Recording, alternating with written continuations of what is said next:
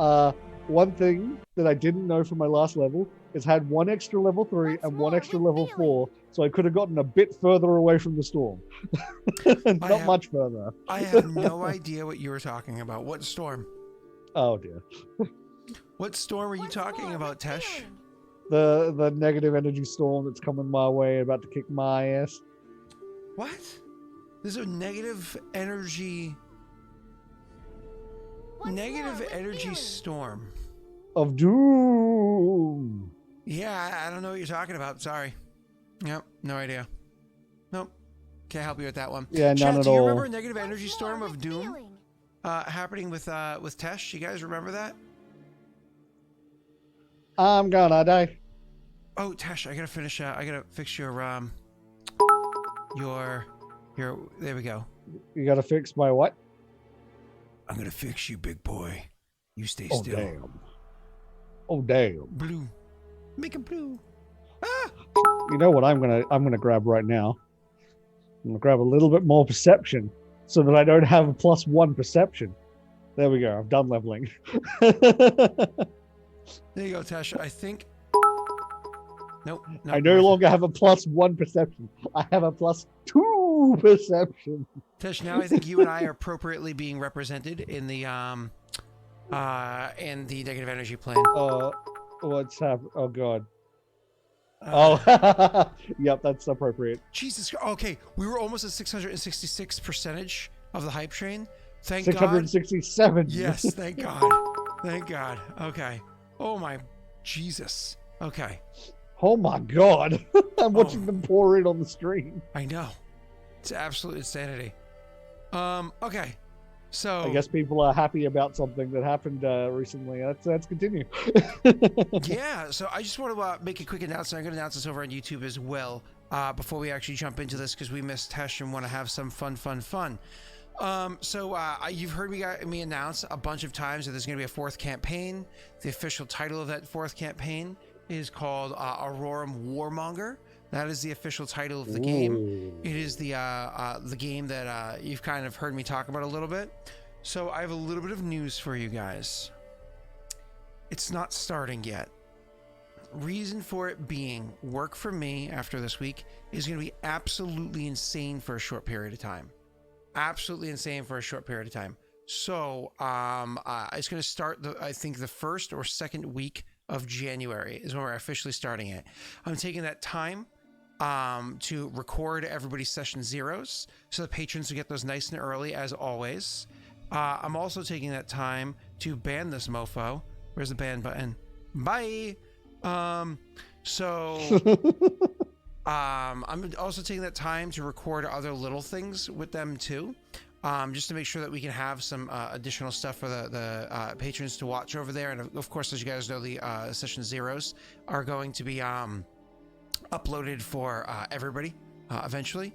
So just making sure everybody's aware of that. So the first or second week of January, probably the first week is going to be the session zeros. And then the second week is probably going to be the first actual session. So everybody knows that. Like I said, I'll announce it over on YouTube so everybody knows. The PCs are all 100% all in. Everybody's good to go. It's just my work, as opposed to anybody else, is slowing it down.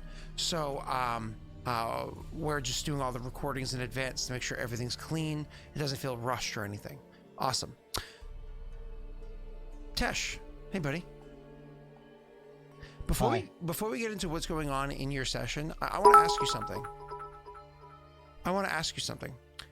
Do you feel loved in this world? Do you feel like the viewers, the PCs, so on and so forth, love everything that you guys have put together, all that you've worked for, that Raerin as a nation, or Raerin, sorry. No, Raerin's person, Raerin as a nation, is well looked upon?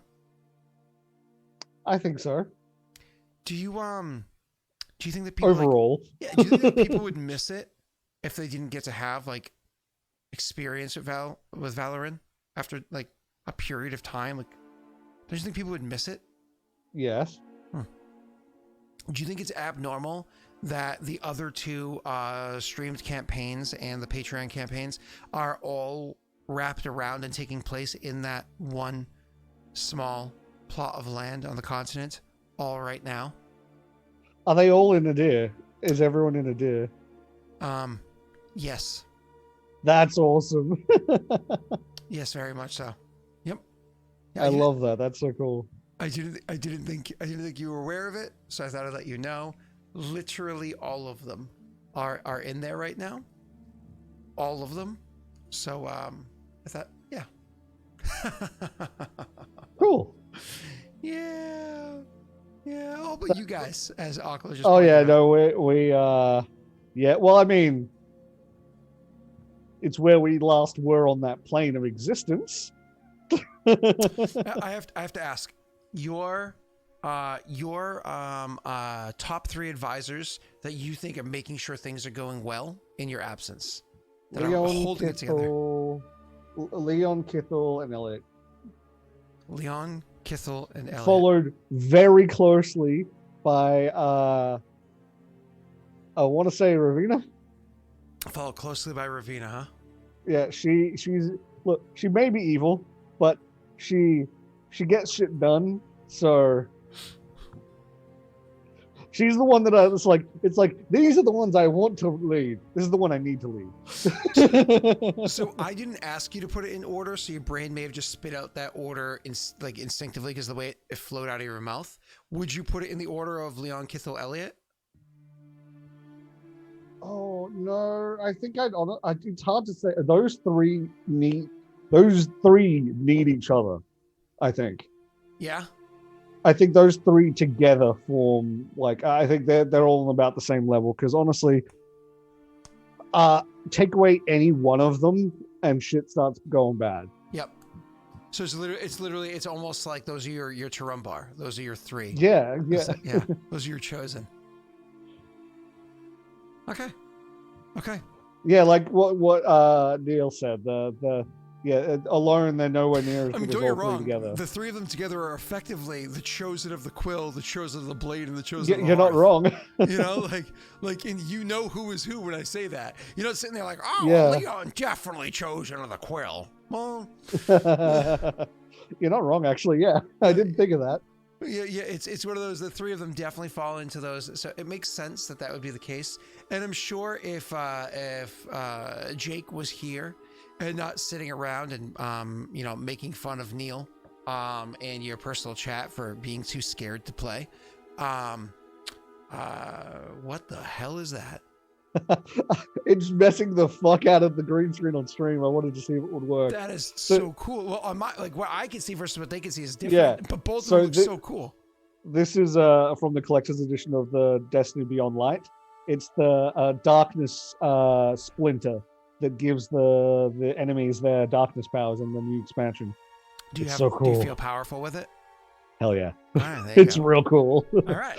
I thought I'd need it because the negative plane of existence, darkness, that whole thing.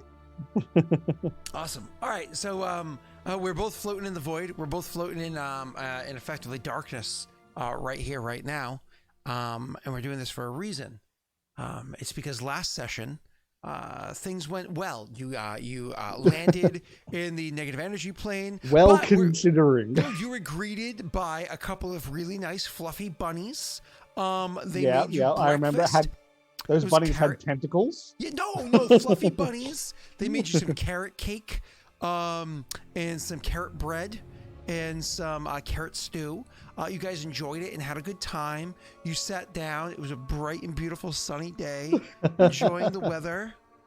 No? And then I woke up in a cold sweat in a ditch. You woke up, yeah, right. That was my coming down from the thing. Oh, that sleep that you had to deal with in the plant-like things that like sucking your life away. Ugh. Yeah, not good.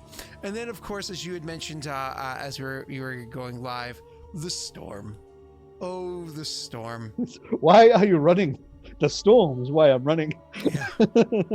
And then it's you ran out of elementals to summon and so on and so forth. Yep. I got a fair distance, but there's only so far I could get. Allow me to re-describe the image of the storm, and then we'll kind of pull into your character whose spells are effectively exhausted, or at least his traveling ones. Technically, I have one level 4 and one level 3 left, because I did sleep with the level up. We just didn't finish doing the level up properly. Um, so I'm actually gonna say that I saved them deliberately to try and tank whatever's coming. Okay, cool. Awesome. All right, so to re-describe the scene. What you had seen off in the distance, a good run away from where you currently are. What you had seen is that there was like in the darkness beyond, which your eyes have grown accustomed to. I want to say it was Joey that got you those eyes. I think it was like a hype train thing, but I think it was specifically Joey. It was a hype like, train. yeah, but I think it was specifically Joey that was like begging for it or something like that. I remember him yelling at me. I just distinctly remember Joey yelling at me. I think you asked Chad if you should help BC or something with the. It may have been a group effort, but Joey was definitely the one that was yelling at me for whatever reason. I'm sure I didn't deserve it. Joey's a mean person. I love that there was a point where you are like you were going to step away and let me be mean to Joey for getting me stuck in this world, and I was nice to Joey. And then you came back later and let Joey decide something for me because you didn't realize that I was nice to him instead of me, like, blaming him. Listen, I'm not going to make you check clips. A quick little story, and then we'll get into our game here. Joey made my wife take away all my candy and left me sitting here alone and sad, live on air. She came down. She held a knife at me, technically a dagger. She held it to me. And she took away all my candy, and left the room and hid candy. It. Yeah, this is not an exaggeration. This 100% happened. Joey 100% got my wife to come downstairs, hold a dagger to me, and take all my candy. That's hilarious. There's no exaggerations there. There's no falsehoods there. The actions of Joey intentionally directly led to wife. Okay, just saying. That's amazing. Yep. But let's move. Oh, she almost took my coffee too. That's when the divorce papers rolled out. I have a copy over there. That's right. All right, cool. So let's when you looked off in the distance, what you saw was beyond the darkness, which has its different degrees of darkness through it. It's deep colors of gray, sometimes almost like an inky black. You had looked up above, and you had seen almost a bit of a light happening in the sky. There was like a rumbling happening in the sky. You can tell there's a bit of a storm starting to billow up. You can see there was a bit of like a light energy, zaps of almost like lightning jumping through as the storm was building up. Those flashes of light having this like reddish grayish hue to it. As it happened, you decided that is not where I want to be. That seems extremely dangerous. I don't want to die today. And so you summon after summon after summon, which unfortunately don't last very long. Summon after summon after summon, hopped onto a steed or a bat or a rat or a cat, and you just rode them hard. Some of them were actually horses, and sometimes I would get an additional horse, which I would send in a random direction to try to dissuade things from chasing you and so on. Eventually, you couldn't ride away from it any further, and your spells ended. But along the way, as you looked back into the skies, what you had seen is, as I had said beforehand, there's a bit of a light happening up there. It looks like a nasty storm is brewing. But then you see just like beams of energy coming from the sky, dropping down below to the ground. Huge pillars of just like fire bursting through, but of course having this like darkness to it, just zaps of lightning bursting through. It is concerning because you're like, oh no, what is happening? I believe you had your own theories when the last session you played, which is probably IRL like 3 weeks ago or 4 weeks ago. But yeah, a lot. Yeah, it was some pretty intense stuff happening as the clouds looked like they were just rolling in with one of the nastiest storms you've seen. You've gone as far as you can. You ran out of spells to continue expediting your retreat. Your character kind of landed on his feet, looked back, and just saw this like huge pillar drop down that I just described. At this point, what does your character do? Does he turn and on foot continue to hoof it? Does he hunker down, prepare? What's going through Ilen's mind? First of all, the pillar thing, is that a part of the storm? Like- Yeah, it, like rolled, like burst out of the the Yeah, clouds. cool. Okay. In that case, is there anywhere around here I might be able to use as shelter? To use a what? I'm sorry? As shelter. A shelter. What do you mean by a shelter? As shelter. Is there anything around that I could use as gotcha. shelter? Beforehand, what we were having you do is because with this one here, you're not going to be like searching slowly. You'll be searching very fast. You're going to have to roll for me perception checks, please. Glad I helped perception just a teeny tiny little bit. Yeah. I'm no longer +1. I'm +3. If it makes you feel any better, you're not going to roll a natty one. I told you. I didn't. Thank you. How do you feel about that 19, Tesh? Oh, no, you know what? Let's see what luck is. I need luck. Oh. Oh, no. Damn it. Do you know why I'm really upset that I asked you that? Because I asked you that and people see it's a 0. I didn't know it was a 0. Now that chat sees it's a 0, they're about to come raining in. Yeah, they're about to start pouring in. Oh, I'm so upset that I had you press that when there was 0 in there. If there was like 3, they'd be like, oh, let's watch this happen. But nope. Here we are. Yep, here they come. Okay. Can I hit it again? Oh my God, there's so many. Oh my God. Can I God. hit it again? No, it's too late for that, but... Oh. Oh, I'm going to have to go back and count. There's so many. I'm going to have to go back and count. Okay. Oh, jeez. All right, let's continue. They hit the refresh button, please. I think your chat's favorite. They give you more luck than anybody else. I also kind of poured through the luck last time, so. Yeah, but they didn't give any to Neil for a reason. So, just so make sure you use them up before it's Neil's turn. No, because they'll refill Jake. They like Jake. So you looking about trying to see if you can find some degree of cover. I mean, don't get me wrong, there are these strange structures about here and there, but it's not like you see any particular like massive overhang or massive cavern or anything like that. You do see that there's a little bit of structure about that you think you can go and almost like wedge yourself between. So think of it like this, not like a cliff face or a cave that you can hide in or under before, like you had seen before. It's almost more like being at a beach. I imagine you've been to a beach before. Oh, fuck. Where you see so there's very little. Yeah, there's like large rocks about that you can almost like hide between the large rocks that are there. But there's like a decent gap between each rock. So it gives you cover from something that might be like, say, your concern is, if there's like prevailing winds or something, if you angle yourself right around that rock, you can kind of like break up the winds a little bit so it doesn't like hit you full force, but not necessarily protect you from what's dropping from above. Okay. Adelaide, how far is that from a real beach?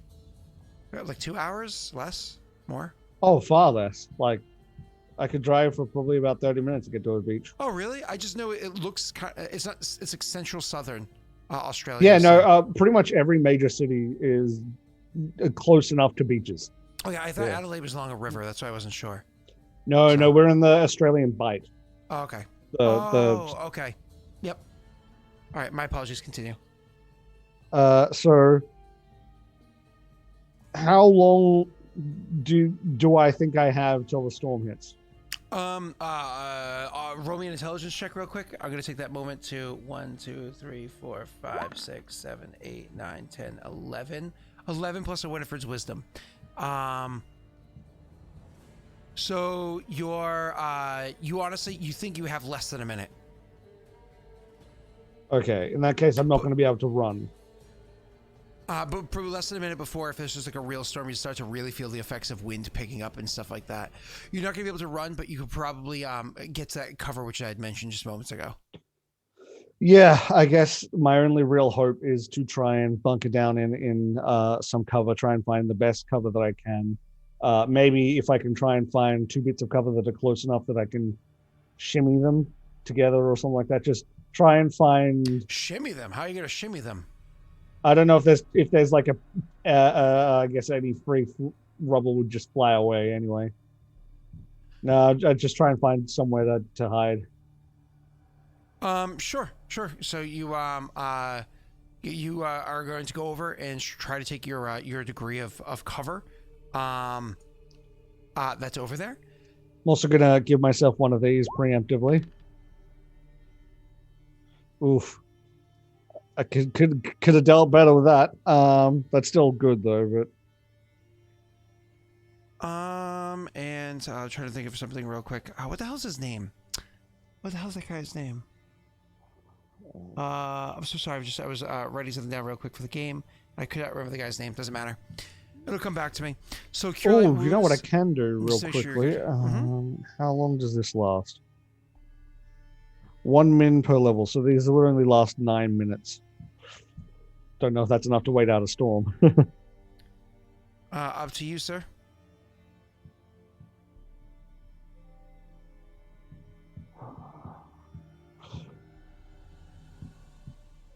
No, I'll wait. I'll cast those if I need it. I might need the heals more than I need that. I was considering casting Bear's Endurance or Bull's Strength just to sort of like help weather the storm, but I might need the healing. Nope, you're fine. So you kind of like run over, you take this degree of cover, the best cover that you can get your hands on, and you cast a spell and you brace yourself. You prepare for the storm that you see. Roll for me, please, a perception check.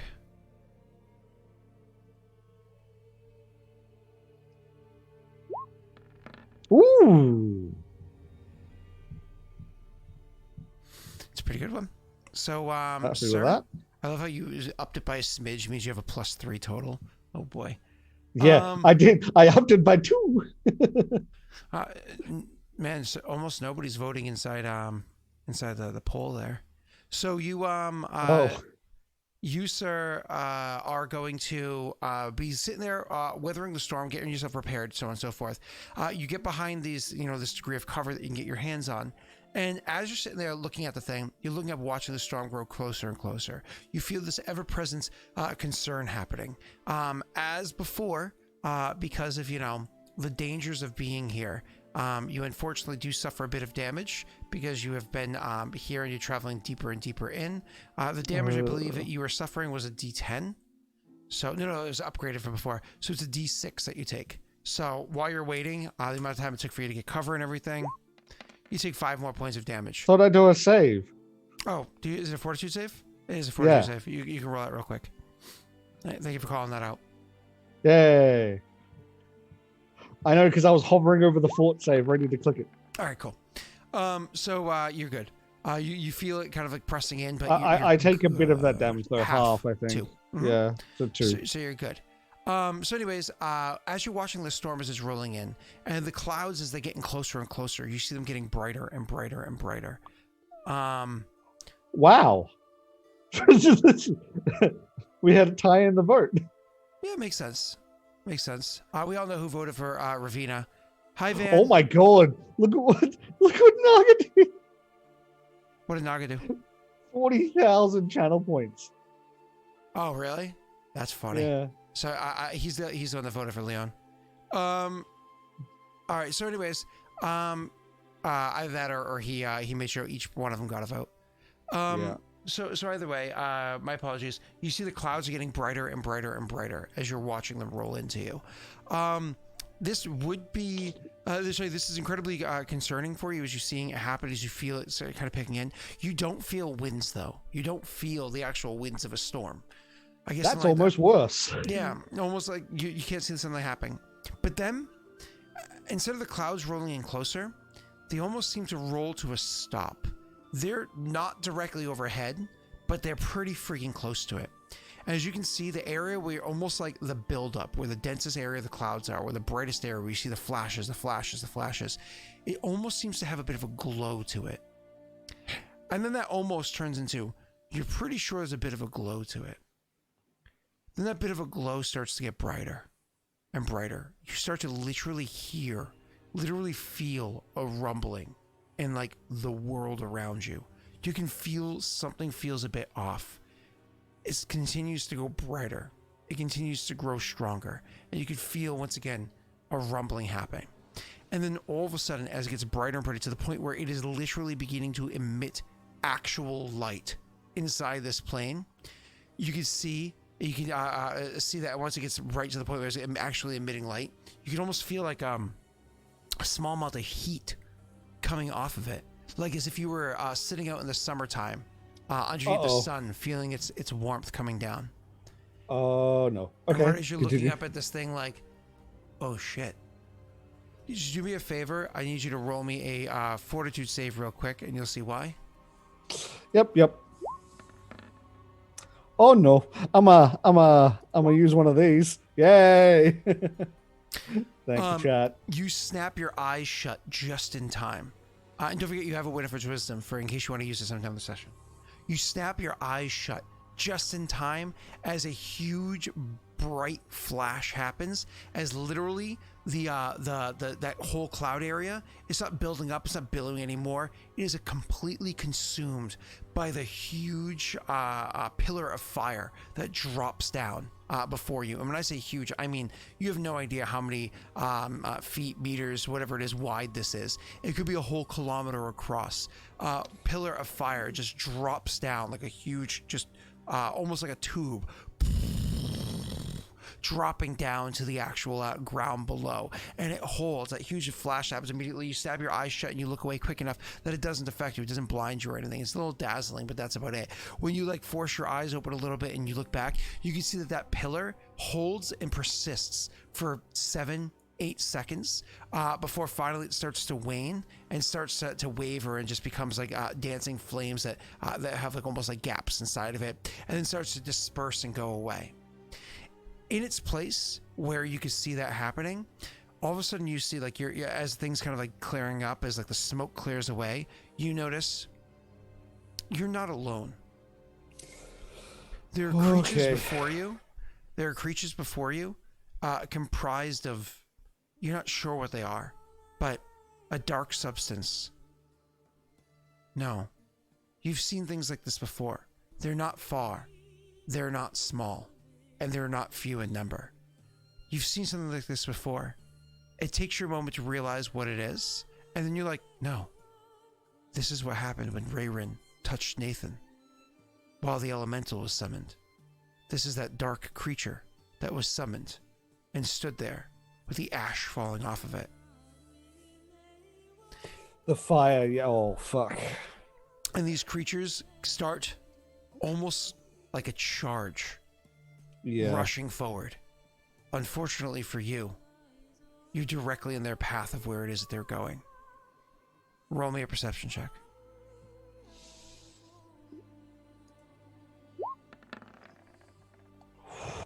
I'm gonna bump that. Oh fuck! I should have used the Winifred's. Oh well, it is what it is.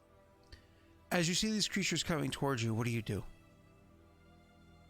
Okay, first thing I want to figure out is if they're running directly for me or just that I'm along their path. It's too hard to tell with you having kind of cover between them, so you don't know whether or not they can see you, but they're definitely running in the direction of you. To answer that question a little bit better, it's not small in number, so it's not like there's a narrow number of them running directly at you. They're kind of wide and spread out, and they seem to be running in this direction, but the outer edges don't seem to be curving in. They seem to also just right. Yeah. Okay. Cool. I'm pretty sure I myself, and I guess actually, Ilen probably does have an idea of what this is as well, because Ilen knows as much as I know, in that he knows Raerin is attacking this realm, and he knows that these things are a mixture of fire and dark. What was it? Ashen. It's quite likely this is part of Raelin's attacking this realm, so I need to get out of their way. If I can mask myself in some way as well, that'd be good, but I don't know if I can. I don't know if I have any. Yeah, I don't really have anything that can mask myself from these things. I'm gonna pop this real quick just in case. And you know what? Also, just in case, now that I have that, just chuck both of them on just in case. So you see this coming, and you take a moment to stop, pray to the martyr. You're just like, Jesus, you know, and, Yep. and cast a couple spells on you. Prep first, just in case. Shield of the Faith. Jesus. Magic of Essence. Fuck. Fuck. Yeah. Okay. Now, my next idea is if they're all spread out, I want to try and see if there's a gap coming this direction, and if I can try and hide. If you get what I mean, like if they're all running in a direction and there's a horde of them, there might be a spot that's got a little bit less than, say, the other spots. I want to try and hide in the path of that. Your vision isn't so good as to be able to identify the density. Fuck. Because they are dark creatures against a dark backdrop. Yeah, that's true. Okay, well then I'll just try and find the. In this case, I would be, instead of trying to find the most shelter from the storm, I'd be trying to find something that's like the best cover to hide, like deepest, or the like where I can like put my cloak over me and make myself look like part of the rock, that sort of thing. Truth be told, those ones that I described before and as being almost like rocks at the beach, that's going to be your best bet, because back in then. Yeah, almost like, because rocks at the beach always have like a bit of a angle to them. Yeah. Enough, but it's going to be too extreme because you're not actually erosion. You don't actually have waves eroding them. But there's something eroding them, but I don't know what it is. So you want to go and you want to more or less make like a stealth check to hide over there. Yeah. I will request the stealth check. This is what I'm going to use the Winifred's Wisdom on, I think. Sure, that gives you a +5. Because I definitely need that. Where is stealth? Tesh, don't roll an 81. Don't do it. Why have you said this? I'm telling you not to. I'm not saying you are going to. I'm saying not to. See? I almost got a 20. It rolled onto the 20. Tesh, I have a quick question for you. Are we playing? Fuck. Are we playing either horseshoes or hand grenades? At the moment, apparently hand grenades. Just saying, almost doesn't count. Yeah. Except in horseshoes and hand grenades. So, shit. Okay. So you got a 9 total. It was a great roll. It was the best roll. The most beautiful roll. I'm glad I put on my protection stuff first. All right. So you put your protections on. You're like, oh, God damn it. You hunker down and you wait there. Fuck. All of my attack spells are fire. While you're sitting there and waiting for this to happen, waiting for this to kind of build up, you notice something. Aforementioned Ep4 rolled perception check. You notice something feels off about this place. You always feel a sense of almost like burning happening while you're here, as the plane itself is effectively eating away at you. You realize that it's somewhat subsided. It's actually lessened by a little bit at the moment. I mentioned it's also warmer. The blast definitely gave you a bit of warmth, but less so the warmth, because that was like a quick burst of warmth, kind of like if you open the oven door really quickly. You know what I mean? Especially if you're steaming like a mofo. So, anyways, the blast of warmth went away. It's more about the persisting like burning of the plane itself. Kind of seems to have been subsided. You also notice that the sky itself seems to be lighting back up again, but this time much, much, much faster from before. While hiding there and they're coming towards you, they're not far off. You can see them coming closer and closer. Occasionally you peek out and you look up at the sky. You see that it's building up brightness again. Occasionally you peek out and so, you see all this stuff happening. And then it happens again. Another huge pillar of fire. Oh, fuck. Okay. This time the fire grows even brighter, even stronger. The heat that comes from it is much more fierce. It literally gets uncomfortably hot for you for a moment, despite the fact that you're shielded from the blast of it. And the lights that comes from the fire lasts longer, much longer. As a matter of fact, so long that you notice two things. One, that when this time when the fire drops and kind of does this, you're able to look away from the fire and allow the light emitted from it to show that in the opposite direction, you can see a good number of those creatures that you had faced before, those tentacle-like strange creatures. Oh dear. On the opposite side of where those ash-like creatures are coming from and rushing in the opposite direction. AKA, I just found myself in the middle of a fucking battlefield. Oh no. Ends 2. This time, the amount of fire that dropped down before didn't exactly leave. Not only did it leave like a ring of fire, of like a flaming circle on the, again, it's not small. It can be upwards like a kilometer wide. It's not small. In diameter, I should say. Not radius, but diameter. On the ground. Not only did it leave that behind, but the creatures that left behind this time are not ashen, but instead They're fire, are actually flaming. Roll me your knowledge planes check. Oh dear.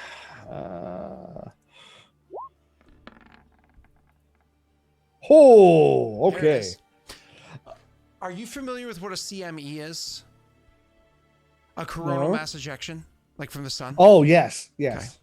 One of the big concerns that people have with CMEs isn't necessarily if there's like a CME or even just a pretty massive CME. The concern is what was theorized to have happened back in, like, I think it was the late 1800s, was the largest recorded CME in known world history. Wherein what is theorized to have happened based off of the what was seen and reported around the same time was that a huge ejection came off of the sun and stripped back, like worked down the electromagnetic field of the world and made it so weak that when the next massive one came blasting by, it had a much greater impact where people more or less at the equator could see the Aurora Borealis and the Aurora Australis, right?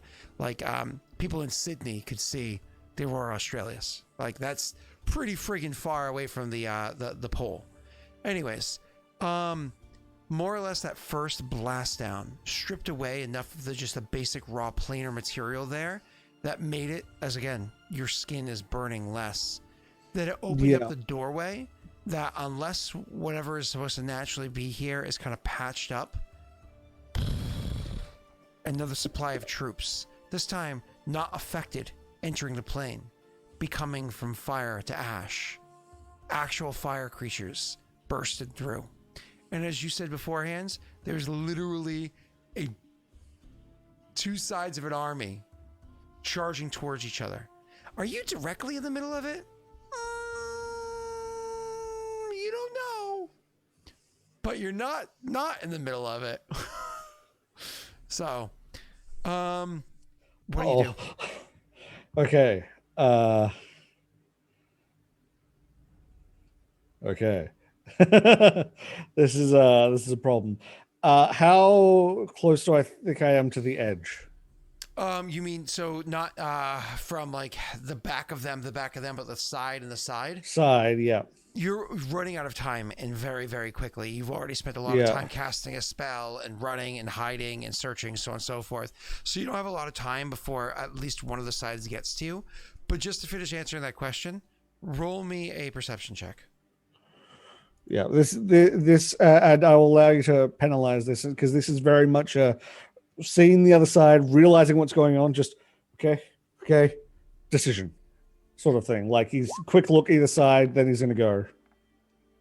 Chat. Oh, no, I'm doing that. Okay. Chat. Tesh is allowing me to penalize him. Yes, because I'm doing it for the sake of being quick. Like he would be going quickly to sort of like look either side quickly, make a decision, and go. Okay, so on top of the normal penalties that I'm already going to apply, you want me to apply extra ones? Well, if you count the fact that I'm being quick. Oh, don't worry, I am. No, so you glance about both sides really quickly. You can definitely see how close to the edge. It's hard to tell distance here, as we've just at least figure out which side is more likely. Yeah, you can look out and definitely see which of the two sides. It doesn't matter left, right, up, down, straight back, but you can see from a character's perspective. Quick glance that way, there's a whole shit ton of them. Quick glance that way, well, there's a lot. And so you're like, I guess I gotta go with a lot, and you can start heading in that direction. You're immediately going to start booking it, trying to go there as quickly as you can. Oh, yes. As you are running that way, trying not to be in sight, trying not to be noticed. Unfortunately, You are quickly, before you can get to the edge, overtaken by the sheer number of those ashen creatures as they catch up to you. And they run towards you and run past you.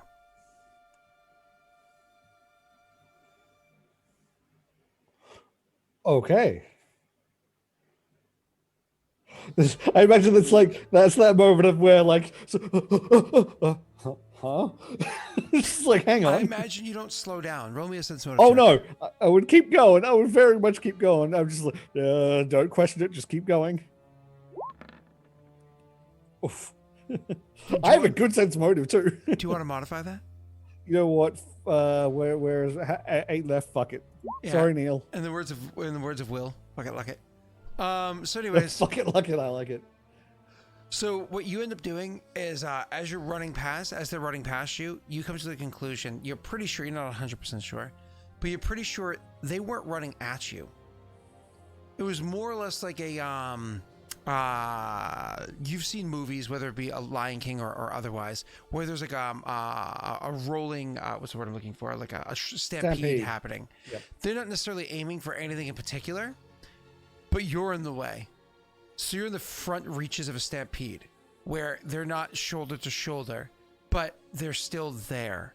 So you need to get out in time before they actually get to the sheer numbers of where it is that you cannot kind of dodge and duck between them. That dodging and ducking between them as their numbers get more and more voluminous is the thing that we now need to concern ourselves with. I'm going to need from you acrobatics doesn't exist in this game, I don't think. In which case, I'm going to need from you a reflex save to kind of like, move back this way, kind of slow down for half a second and run on. Kind of like a football player charging through a field, or again, laterally running past a stampede as it goes. Oof. Hey, that's better. All right, a 19. Thank you guys. Acrobatics does, the athletics doesn't. It's so confusing because every edition is a little bit different.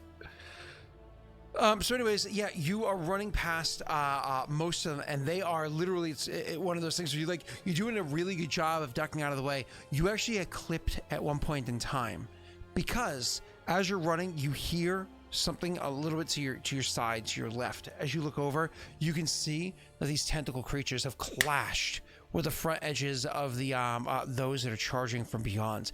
It kind of catches your attention as you look to you hear something happening over there. You look over there and you see this clash of the two forces happening, and then all of a sudden you kind of go, shit, and you get clipped from the side, and it causes you to stumble for a second. You don't end up falling or anything like that, which is what the reflex save is for. You don't end up falling. That would be fucking terrible right now. Oh yeah. You don't end up falling or anything. You're able to kind of keep your balance and continue pushing on and going. When you finally get to the point where the most voluminous number of them, the densest part of them, is continuing to move forward, but behind you, and you're just in that peripheral area where even the lateral movements as well as those in front of you are a little bit less thick. Things get a bit easier. Roll me one more reflex save. If you do well, you're out. I'll That's take better. it. Okay, yeah. And the DC here is lower, so it's smart. So you're actually able to get out of the way. Once again, it's not like you get out 100%. Like, oh, look at that, I dodged everything. It's like there's moments where you literally flat side against something, where you run up and you're like, shit. You kind of throw up your arms and kind of smash into something. But these creatures aren't small. Luckily for you, their natural burning nature of them doesn't affect you. It just covers your arms with ash, and kind of like if you were to take something dusty and just smack it, it kicks a whole bunch of ash in the air. You know what? I imagine I come out the other side looking like Tom Cruise in that War of the Worlds movie after he goes through all the ash of the people. It's just completely covered in ash. That movie's so bad. I know, but the only reason I like parts of that movie is because I like the concepts and the sound design and the visual design of the creatures and stuff like that. I like that's the spectacle. I don't like the movie. Don't you hate the fact that you just love all projects Tom Cruise does because he's so good at everything he does. He's so invested in everything he does. But Tom Cruise is such a garbage person. I hate Tom Cruise with a passion. I absolutely loathe him, and I hate that he's in Day After Tomorrow because I love that movie, but I loathe him. Oh, that movie was The movie had some fun concepts, but could have been done a lot better. Yes, and you want to know why that is? Because it's based off a light novel that's based off another novel that another story that I know of that is like so much better. But I remember seeing it and being like, that seems familiar. Gotcha. Yeah, it's like an adaptation of an adaptation into its own thing that's based off of it. Gotcha. It's one of those things where they could have just changed like 10% and made it amazing. It's like they'd have to change like 40%. But it's one of those things where I don't want to go down this rabbit hole in the middle of an awesome moment. Oh, but, if you were to watch the movie Ender's Game, but you're like, you had such a good, like, you could have made something gorgeous here. Like, the story is so good. How do you ruin Ender's Game? Like, Ender's Game, another thing that, like, the author, absolute trash bag. Unfortunately, it's my favorite book. Oh, absolute garbage person. Orson Scott Card? Right? Yep. Yeah, oh my God, not a good person. Not a good person. But anyways, all right, moving on. So you as you are getting to the points where it's no longer that's probably because you didn't read the book, Neil. If you read the book, you would hate Ender's Game the movie. You'd realize how bad that movie is. And this isn't like a typical I'm sorry, rant now. This isn't like a typical the book was better. No, it's like they had the time, they had the resources, they could have lined them up so because they had everything. I will say I don't think it's possible to do an Ender's Game movie properly because 90% of the book is in Ender's head. I disagree because you can do it through his interactions and you can take. I guess so. You Yeah. can draw from things like the Shadows of series. So yeah, that's true. And yeah. you could have, from the other people's perspectives, talked about Ender to show Ender's mind. That's true. There's one thing the movie. I think instead of a movie, I think like a series would do better because there's Potter too movies much. were not garbage. They just weren't as good as the books. To be clear, this is not like Harry Potter. The movies were not garbage. They just were not as good as the books. That's all. I still enjoyed watching Ender's Game, but that's because I knew it was going to be bad and it was better than I expected. But it was still not as good as the book. I think it would be better to do like like the Dune miniseries. That's sort of like a couple of like movie length episodes would be enough to have that because they didn't. I was so mad they had none of the stuff from Earth. The whole like them taking over Earth via blogs. That was so good. Yeah, so that is something where they definitely couldn't have put it inside the movie. I was fine with them cutting that out. Yeah. But they cut out pretty much the entire game. They cut out the brilliance of how it was he outsmarted the game. I love the game. They cut out everything. They put all of the different puzzles into one thing, which is not as good as having him solve each puzzle. I mean, if they went back, and I've said this about Harry Potter since before the fucking third movie came out, that it should be a TV series, not because I was into Buffy back then, instead of a movie. But the one thing that Ender's Game did that I thought was brilliant as a movie, that I truly, it caught me off guard, and I was like, wow, that's so genius, is that the computers that they use, that they test themselves in, so on and so forth. Oh, they cut that out too, the whole giant and the mouse. Anyways. Yeah. And it was barely in it. It was anyways. They made it a tablet. It was so brilliant. I was like, huh. When it came out, tablets didn't exist. Yeah. So like you had to come up in your own head with what it looked like or whatever. The funny thing is I imagined it as a tablet. Like when I read it. Yeah. When I read it, I guess I imagined it as a tablet because tablets were out when I read it. So I guess I didn't notice that. Oh, I read it in middle school. Yeah, that's fair. The one change that they made that I really liked was instead of having every ship have the doctor, every like little fighter having one of those big nuclear weapons. I liked the idea of there being one ship they needed to protect. Mm-hmm. That was something I liked. But that was the only change that I liked. Yeah. I don't know. The whole thing was just, I don't know. You didn't get to get into the mind of the creatures either. Yeah, there was so much from the game that they didn't put in, which I really again, the movie was trash. They had to cut out certain things. They chose to cut out other things. And Harrison Ford's performance, his portrayal of the commander was garbage. He turned the commander, who was a multifaceted, amazing concept character, and just made him a grumpy asshole. He really was just a grumpy asshole. He had zero features that make you go, this is a good guy doing the best he can to save humanity. You go, oh, he's just an asshole being an asshole because he's an asshole that eats asshole. No kink shame. Anyways. Yeah, we can talk about this later. Yeah, I'm sorry. Hopefully Norway's car is squeaky clean at this point. Hey, Norway, don't forget, you always have to wax on and you always have to wax off. Okay. So you, when you get to those reaches where, the numbers around you are just so like random here and there, you don't have to make any checks anymore. At this point in time, you can spare a couple moments to kind of like look back into your left and see the clash that's happening over there. You can't even see what's happening because the sheer amount of ash that's completely filled the air as they fight and battle each other, kicking up plumes of ash all around you, making so that you just can't see anything that's happening. The clouds are just too immense. But swinging back around this way and looking, you can see that the line of ash creatures has effectively come to an end, and they're followed toe in toe by the fire creatures that are also jumping into the fold, so on and so forth. Those creatures, they seem to just have no interest in who or what you are, except for one. This massive, effectively a pillar itself of fire. It's hard to tell because you don't have the ability to compare. Like if I said a big thing's coming at you, well, how big is it? Like 2-3 stories? Good question. You have no basis to compare it to. It's big, and I don't. It's one of those things where its size is so big. I'm not sure whether it's just further away, or it's bigger, or it's closer, or it's like smaller. Or, yeah, there's like nothing to you exactly piece understand. it with. There's no distance to judge it by, and no other things nearby to judge it by. So you just know a massive fire has definitely turned like a solid like 35-40 degree angle away from where everybody else is, and seems to be coming straight for you. Okay, that's not good.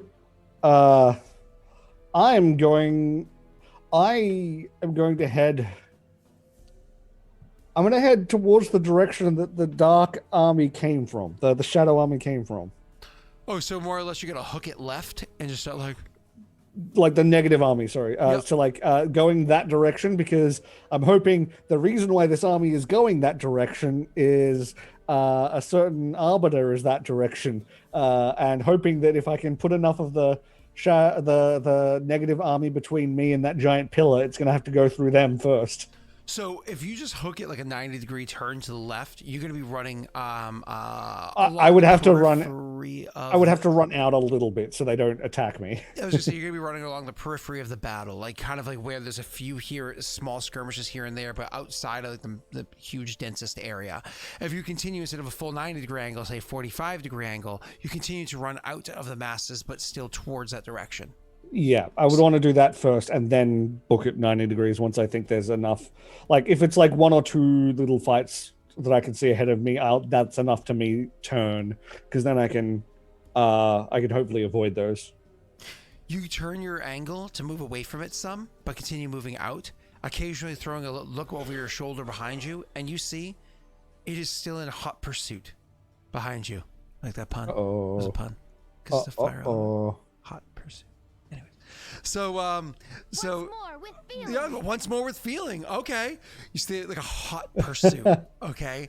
Because it is a fire elemental like creature. So it is a blazing inferno. Its temperature is very high, right? And it's chasing after you. There's an idiom hot pursuit, which means, okay, I'll stop. So she asked once more with feeling. I had to. All right. Yeah. All right. So, you chasing after them, and it's chasing after you. The issue that you notice, the hot pursuit is just my fucking god! It's just so intense. It's just. I'll be back later. Hey, Will. Hey, unspeakable. So, you are. Wait, just a second. I had to readjust. I know I make you sweaty. You notice occasionally when you toss a look over your shoulder behind you that it's not only still angled coming directly at you, but it's either getting closer or larger. I'm gonna die. You're smart enough to stay along the periphery so you're not getting too close to the, oh shit. Is it starting to like go over the negative army? What? The big thing is it started to go through the negative army. Oh, it is also the angle moving outside of their periphery. Oh, so it followed me out. Oh, that's lovely.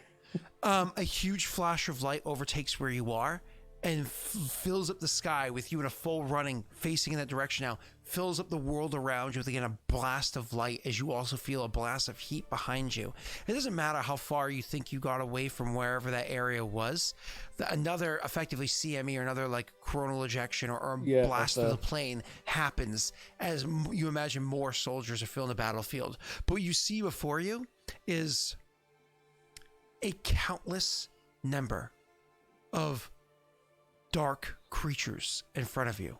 You thought you were staying outside of the number of them in front of you, but as the sky lights up all around you, as the area lights up all around you in a flash, you realize, no, that was like the forward marching, like a 2D column, rushing in this direction to meet with their intrusion. But there's an even wider and more massive army behind them that's coming in to continue filling the ranks and swelling both sides. Boy, do I wish I had rope trick right now or something like that. Put yourself in a little pocket plane. Yeah, just peace out. You guys sort this among yourselves. You thought you were running outside of where they were, and you were, again, on a 2D map, you were moving yourselves outside from them, but then much further ahead, running straight into the arms of these are friendly creatures, right? You guys have had positive interactions thus far? Right? No? Oh, okay, cool. No. So this thing's gaining on you from behind, and you're rushing at them in front of you. It's closer behind you than you see the army in front of you, but you're running straight at them. What do you do? I mean, maybe Tesh, if you just, maybe you can continue running sideways. Maybe you can make your way around the line still. Maybe. Oh dear. Idiot. I am gonna hope that these dark creatures, these negative creatures, are more fussed by the giant thing of fire than by me. So you're gonna hopefully run directly at them, still angling away and towards them? Yeah, I mean, it's like angling away, but I'm obviously going to be going towards them. I want to sort of, I guess, would this be a sense mode to perceive like their reaction to me running up, whether they're reacting to me or the thing? It's too far now for you to get that because they're a good distance away. Why don't you go ahead, because you're running for an extended period of time, why don't you go ahead and roll me a fortitude save so you don't get a stitch in your side? Oh yeah, that'd be perfect. Oh, lovely. That's great. That's great. Okay, that's better. That's 13. So yeah, 13 is not terrible. It's not great, but it's not terrible. I've been running for a while. Yeah, you continue booking it as fast as you can. Ilen gasping for breath, trying to get away from these things as fast as he can. I thought it was bad enough I was stuck in the negative plane. Now I'm stuck in the negative plane in a battle. You see, you can hear the battle clashing now effectively directly behind you as you continue to angle further and further away from it.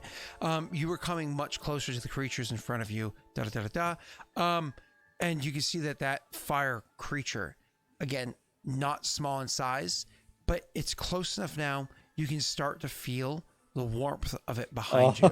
Just barely you can feel the warmth of it behind you. With a quick glance over your shoulder, you can see that this creature is probably a good maybe 4 stories in height. It is not a small creature. It is huge. It is wide. This thing, whatever it is coming towards you very quickly. I'm going to have you roll a check in 1 second. You see it before you. The creatures in front of you are close enough now that you can actually start to see like inkiness, like movement ahead of you, even though there's no flash of light happening. You know that if you just have to push on a little bit more, you can get to them. Roll me a knowledge planes check, please, sir. Hot on your ash. Yeah, I have a feeling It's not a good I'm one. gonna, if this thing's dangerous enough, I'm gonna try something in a second. Claims to hate Tom Cruise, runs the whole session anyways. It is Tom Cruise sprinting for about a fifth or sixth of the Yeah, movie is iconic Tom Cruise. yeah, you're not wrong. 26 is good. Do you want to shoot for that 30? No, only 5. I'm gonna keep it. Okay. 26 is good. Okay. So the creature behind you is moving, or that's coming after you. It's moving just like a blazing inferno rolling forward, right? Not like actual rolling like a ball, but just kind of like pushing on, chasing after you. You notice, however, the way that it's kind of like condensing, the way that's narrowing itself to get a little bit wider, a little bit denser of a flame, making the center of it a little bit hotter. So it starts to get almost like a bit of a blue glow. You are familiar with what that is that it's about to do. That's a really high check you got right there. This thing is about to more or less take itself and almost like you're familiar with, like, say a pillar of fire, like a fire storm. Yep. Whatever. I know what you. A fire tornado. Fire. Norway, help me out here. Pillar of fire dropping from the sky. Flame strike. I want to say it's flame strike. Dropping from the sky. You think that this thing is going to do more or less like a lateral flame strike. More or less take all of its energy, because fire is just energy, right? Take all of its energy and just kind of like blast forward instead. Okay, so I was gonna attempt to talk to it. Now I don't think that's a good idea. I'm a right angle run. Well, I was going to give you with a much lower DC. And the right angle run is perfectly fine. With a much lower DC, make a reflex save because you're able to identify this. Just gonna. Flame strike, thank you. Oh, shite. Yes! If I could just dive to the side. You do that, but you don't do it immediately. You wait until the last possible. Shut. Yeah. It's like, not now. Wait for it.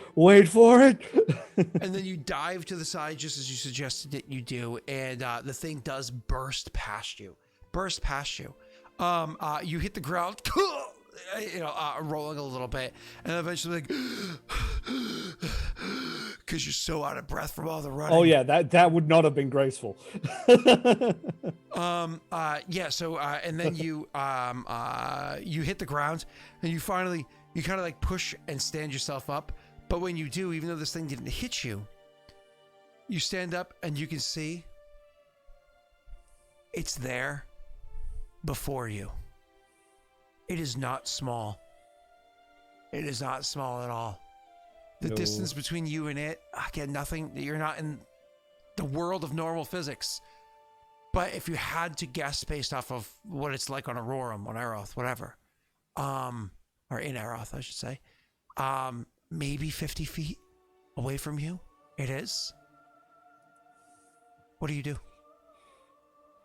So the flame, that flame strike thing, did it hit the other army? No, you still, like, again, you can see They're still pretty far. Okay. They're, at this point, I'm not going to say far. They're probably about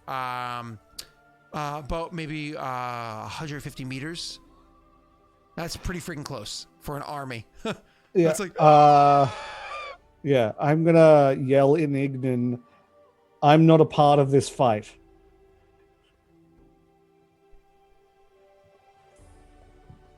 So you make sure you get your point across, because that's obviously what you're trying to do. It's the weight of your words. You can roll that with a diplomacy check.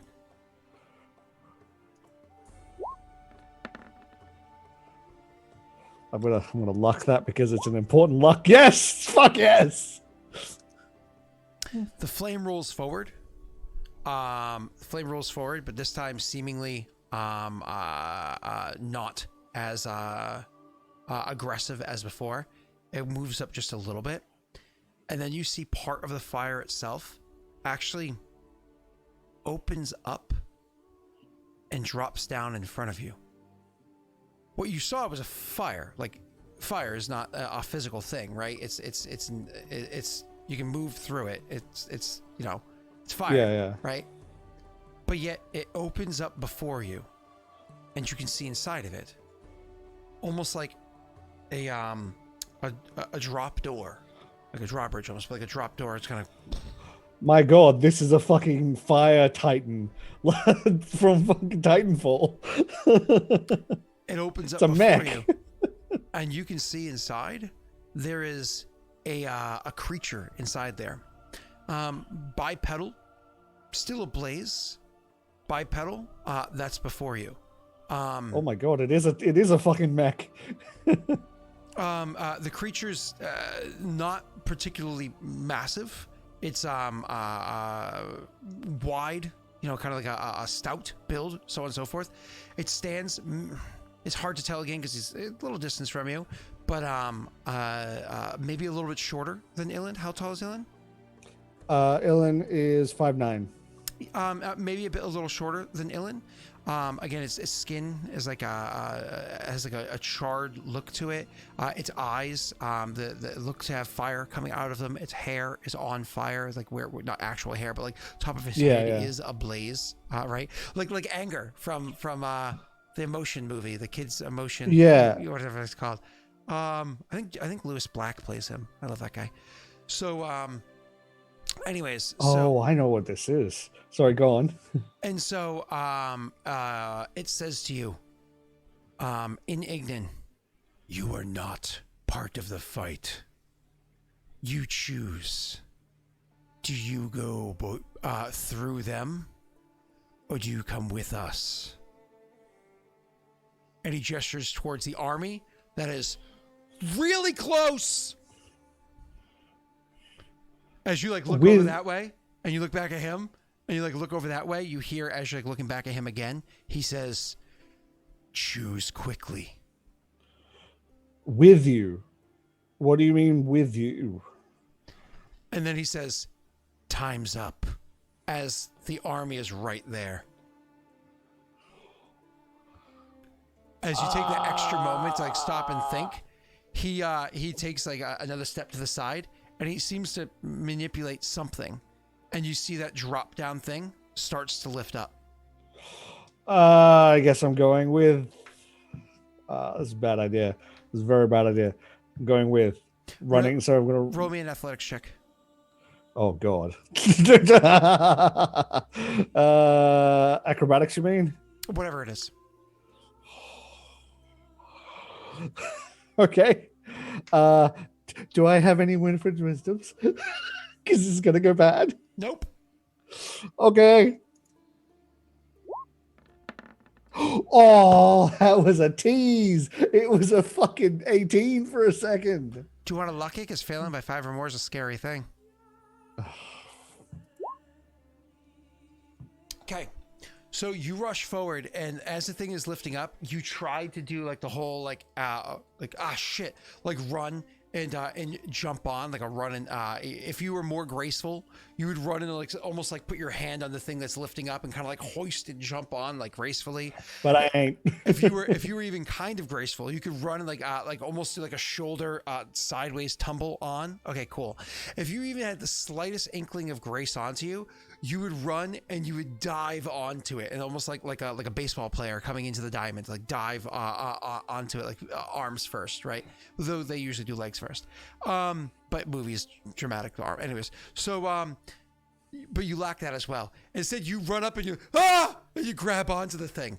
Not my arms aren't gonna hold myself. Yeah. With drawbridges, you run and you grab onto the thing, and it's lifting up. And again, your arms aren't very strong, so instead you have to almost shimmy yourself over to the side as this thing comes up. And who knows what happens when it gets to the top? Is it solid? Does it?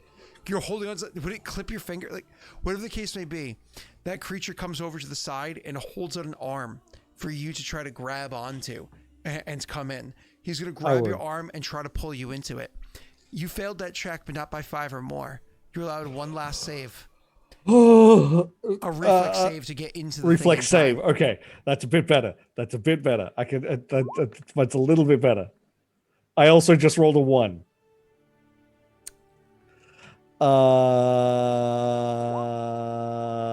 Fuck me, I guess.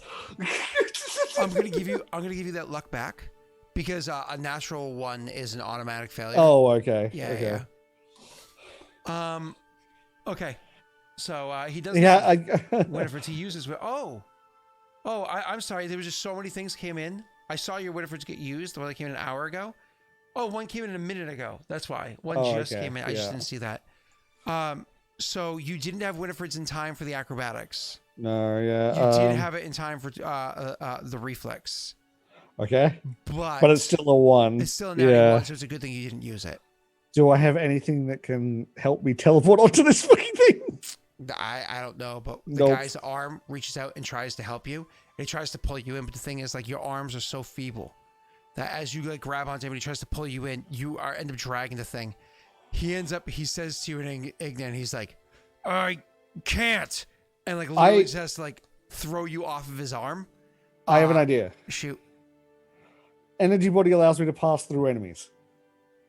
Pass through allies and enemies. Energy body allows me to pass through people. You are correct. Can I use energy body and go dive through the drawbridge? Oh no. Yeah, no. So anyways, as he and there's a reason for it, you know. I know. Your arms are too feeble because of his own safety. He ends up having to. He's like, I can't, and he has to like knock you off and get his own arm in time as the thing shuts, leaving you on the ground behind as the rolling army of the dark creatures are like 50 meters away. Uh-oh. Looking in that direction, there's not a small number of them. Well, do I have anything I can use to like hook onto the big guy? Come on, just follow him. Nope. I'll give you a moment to check out your character sheet and see if you have anything, spells or otherwise. I technically have 1 summon monster. Technically do. What do you do? What summon monster level is it? In case anybody in chat wants to look it up and give 4. suggestions. So, Pathfinder, Google Pathfinder, summon monster, and then on the right-hand side of the PFSRD that you pull up, there'll be a list of all the summon monsters. He can do anything from summon monster 1, 2, 3, or 4, or its alternatives with a very few DM fiats of a no. I can. There are flying ones I can do, but the issue is, if I try and fly over the army, I don't know how far it goes, and I might just end up falling in the middle of it, at which point, fucked. Do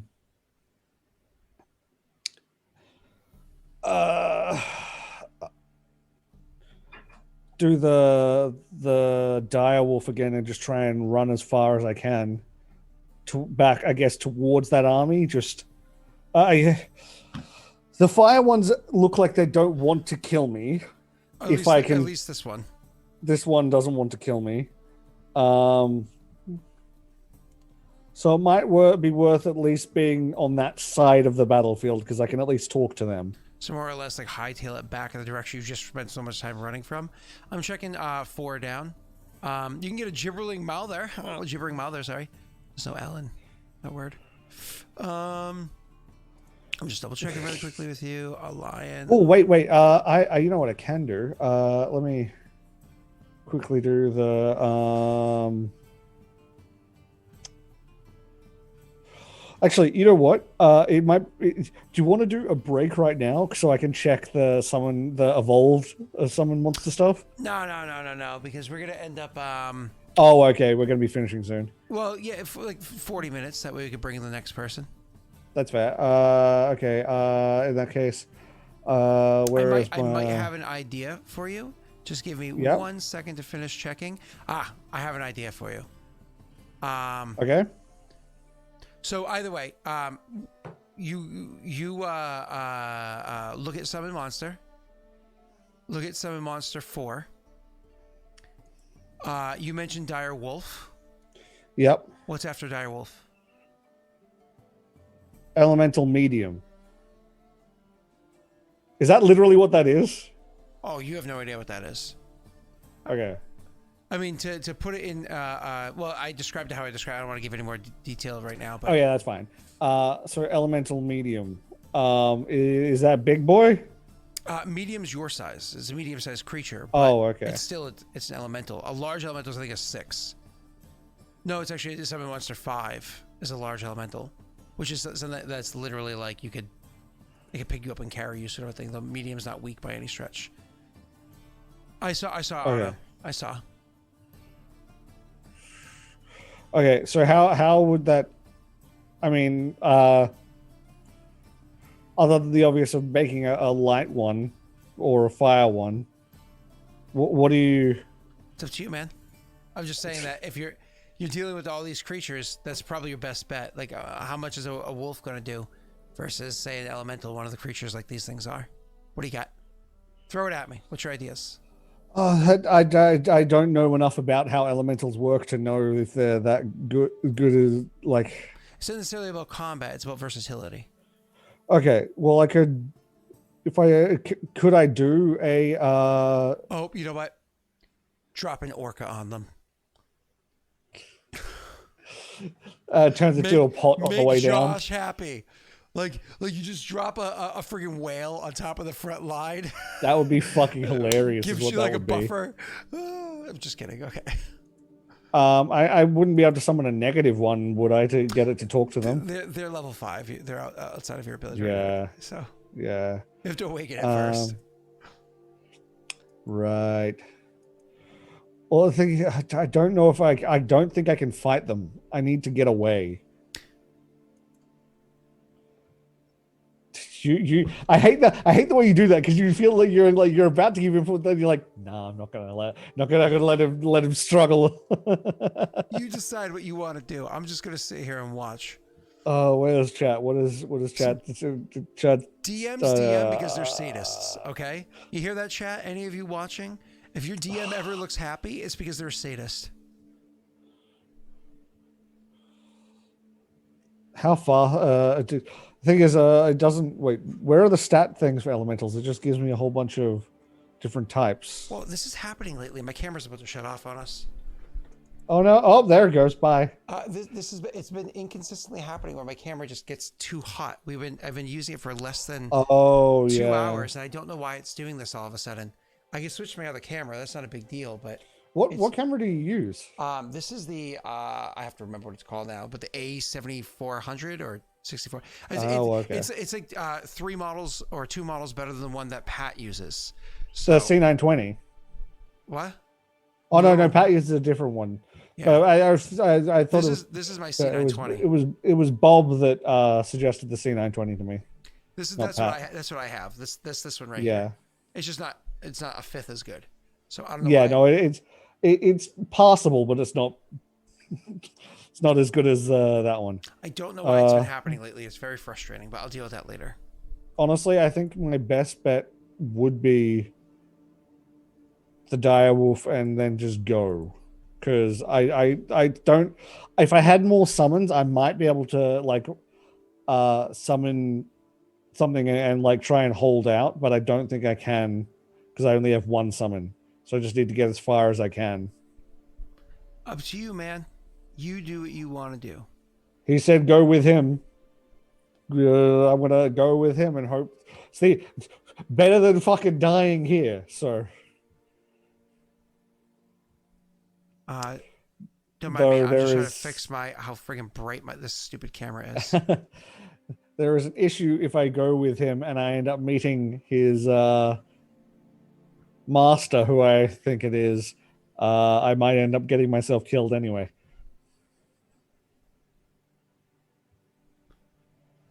Up to you. I can't say anything. I just have to sit here and wait for you to decide. Yeah. And enjoy watching you suffer. That's fun too. You motherfucker. Okay. Yeah, I'm gonna summon the wolf and sprint back the other direction as fast as possible. Okay. So you summon the wolf. You take a moment to summon up the wolf, which takes a full 6 seconds. That army goes from its 50 meters or like 150 feet or so. So it takes a whole rounds to summon it to not 150 feet, being only about 90 feet away, 80 feet away, because it's charging forward, right? So it effectively halves the distance between you and it. You can literally see these creatures coming towards you, like they're right there. It's tentacles all over the place. There's other masses to them too. You see large, dark, creatures, like bipedal creatures, kind of like booming forward as well. These things, you couldn't see them. Oh, there's so big far ones away. too. Oh yeah, you're like, okay, those scary little. Oh shit, there's so much more than I thought. Like this is, it's like the plane itself as its army defending its edges. You know what I mean? Whatever it might be. You quickly summon a dire wolf, which I think is comprised out of the elemental energy as well. Or it's like I think it comes out as a celeste. Let me quickly check that because it actually says. Or whatever it is. So either way, you go. Yeah. The ones with the little asterisks come out with a celestial tag. Yeah. Cool. And so it pops out. You hop on the thing and you start running as quickly as you can. This run goes for not a short period of time. 10 seconds, 20 seconds, 40 seconds. How long does this last for? Oh, one round. Nine. What's 6 times 9? 50 seconds. Oh, he also has the run feat. Oh, it moves quickly and it's widening the gap, but that doesn't change the fact that whatever those are behind you, they're closing in, and they're closing in quick, and you still want answers. You're maybe able to run alongside this big flame that's here, but you can't quite tell what is going on. But I will allow a perception check really quickly. You can't quite, my apologies, hop into the thing and so on and so forth. These creatures are so close behind you, it's not like you can stop, right? They're right there. If it stops, there's a risk of being overtaken.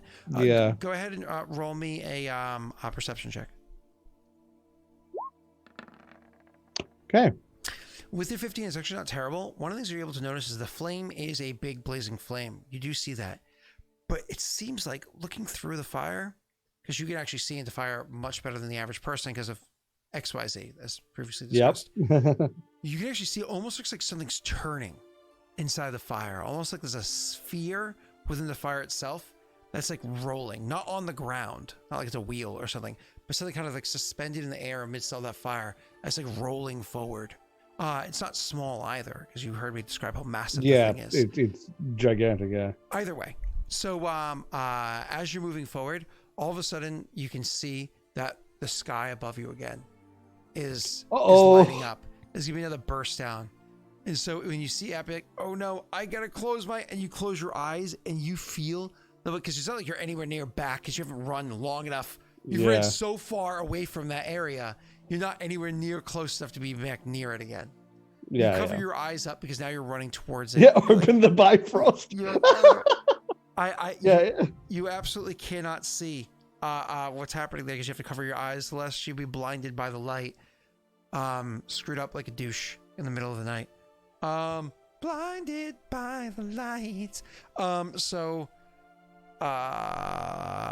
The fire, the flame that comes rolling down is so hot. Do you actually have fire resistance? Don't think so. Let me double check. I know I have some resistances. No, we changed some stuff. I don't think I get fire resistance. I didn't think so. Okay, cool. Just wanted to be sure. Yeah. You can go ahead and actually there's no save against this. No, there's a save. Sorry, it's a fortitude save just to kind of like resist the burn. Burn, baby, burn. Disco Inferno. Oh, sorry, I did that wrong. All right, click this again. Sorry. Yeah, that's a good point. 250. It's like 200 feet around. How far it is? Yeah. It's far, but the problem is like, yeah, cool. I was running for a while. You're just delaying the inevitable. That's all you're doing. Yeah, that's true. You're just delaying because as soon as you stop, they're there again. You know what I mean? Because they're also moving forward. So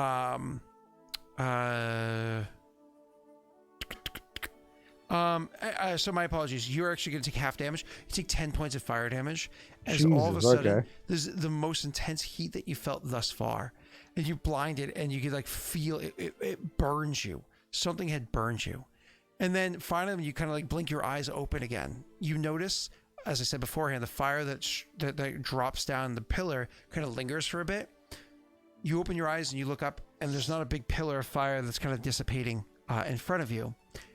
It's in front of you up above in the sky, but then like it came towards you. follow it with your eyes, and you realize that the fire had kind of like come down as like, again, like a tube, but then it kind of like cut sideways and had a bit of a wind or a bend to it, almost like an air current would have. And it actually dropped down to a huge area behind you and just blew out a ton of area behind you, leaving behind again a ring of fire, not too terribly far behind where you are, hence taking the damage that you felt. The burn that you felt didn't come from in front of you, it came from above and behind you. Oh, shit. And what's left behind is a combination, now that you're actually close enough that you can see it, a combination of not just fire creatures, but fire and along the ring of them, the outer ring of them, ashen creatures come dropping down into the area behind you and immediately start wading into, or padding if you prefer pat over wade, into the army of these negative energy creatures that are pulling up from behind. They finally are tearing into them and through them. Most importantly, giving you time. The thing comes to a stop, rolling or rushing or moving, blazing, whatever it is, in front of you, comes to a stop. And then once again, you don't see it move, you don't see it like turn or anything, but then you can see just kind of like, almost like a drop door, appear in front of you. You now can see behind you with how that fire is going, a fight is going on. Are there more that are going to make their way around them? Yes. Are they going to continue to come forward? Yes. But you honestly think you have a solid minute this time, not seconds like before. You think you have a solid minute. Maybe you can get some answers. Same as before, that creature comes out. It's stocky, it's broad set, broad shoulders, whatever it might be, but doesn't look human by any stretch of the imagination. Looks different. Its eyes, its head, ablaze, everything about it, strange to you. Its form, ashen, so on. Not ashen, charred. Yeah, I was gonna Big say, difference. yeah. Charred. Yeah. Both are dark in color, so. Yeah. It appears before you and says,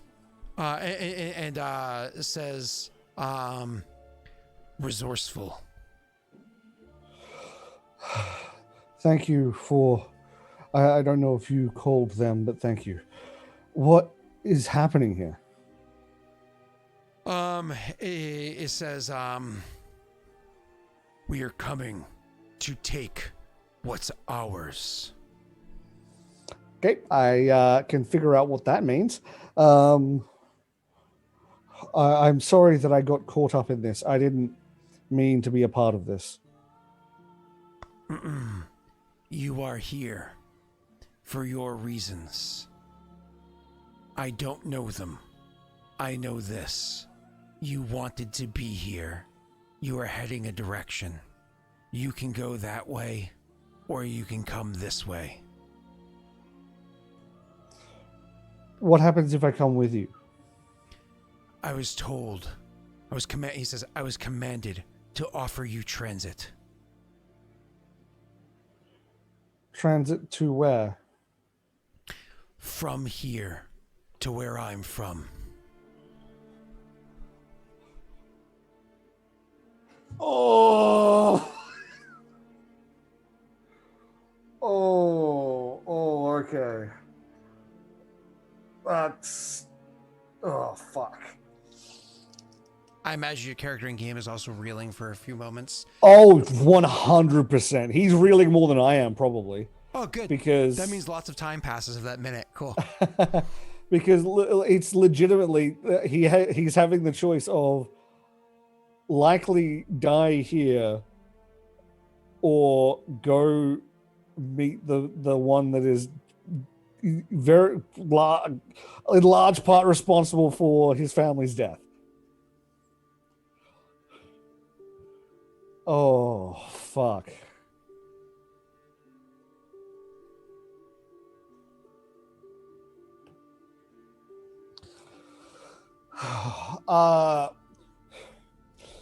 It would be one of those things where he does probably take a bit too long with the reeling, but he would. Okay. I'll come with you. Because you kind of like, and the thing beneath you disappeared at one point in time. The wolf. Oh yeah, yeah. This, right. He says, "Come with me if you want to." No. Get in the chopper. Now he says, protection will be provided so you do not scorch. Thank you. And so, because again the thing dropped, you're able to walk up to the fire that's there, and much like before, how it was a bit of a surprise for you to be able to grab onto that flame. 1 second. Oh my god, this is where Ilen's gonna have to put what he's gonna have to try and suppress his rage to get back to his friends versus get himself killed by trying to attack Kraylene. Because that'll go down great.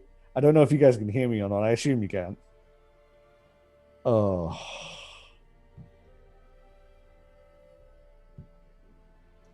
Sorry about that. Because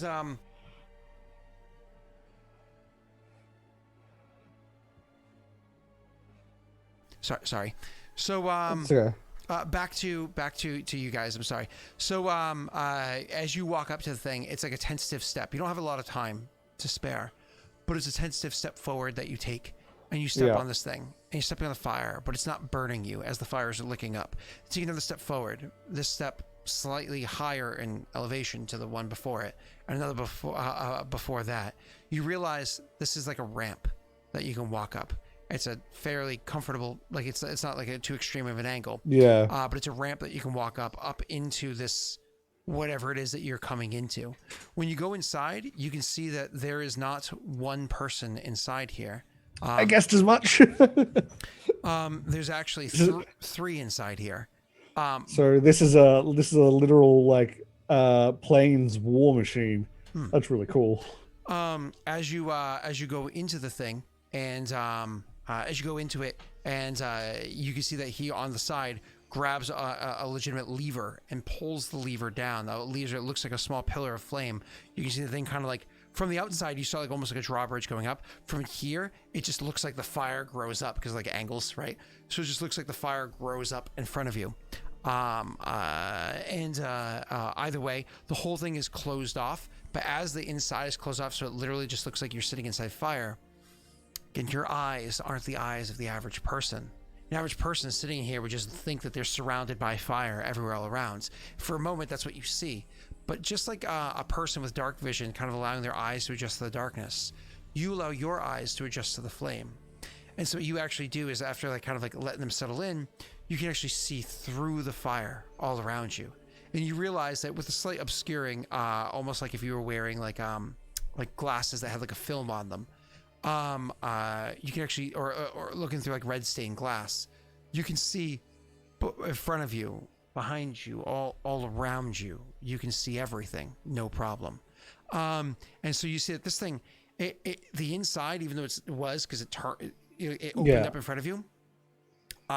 From their perspective inside this thing, the people that are in there, you just turn because you see, oh, there's the army that's now coming towards you. They're extremely close. As I said, you had about a minute. Most of that time is gone. They're kind of like rolling up towards you guys again, rolling up, like charging forward towards you guys again. Your perception just turns. All of a sudden, whoa, you don't feel it turn. You don't feel it move. You don't feel it roll. And then it starts moving forward That's so cool. At pretty decent speeds. Nobody in here is really doing anything. You can see somebody's over by the fire, seemingly manipulating the fire in one degree or another. But it's not like there's a computer screen or levers or buttons. There's not like anything that's there. Even that one thing that you saw, it's not like there was a lever that was there before. As he reached towards it, you saw him grab fire that kind of like rolled down to his hand, and he moved it and it rolled back up. You imagine maybe that's how the rest of it works too, but you don't, just genuinely don't know. And it's just moving forward. You were sprinting at full pace, and it was catching up to you from who knows how far before. You were running at full speed on that wolf. Excuse me. And you were able to keep pace with this thing. It's moving at the pace of that wolf sprinting. Damn. Without anybody really doing anything exertive. You're out of breath. You're exhausted. They're perfectly fine.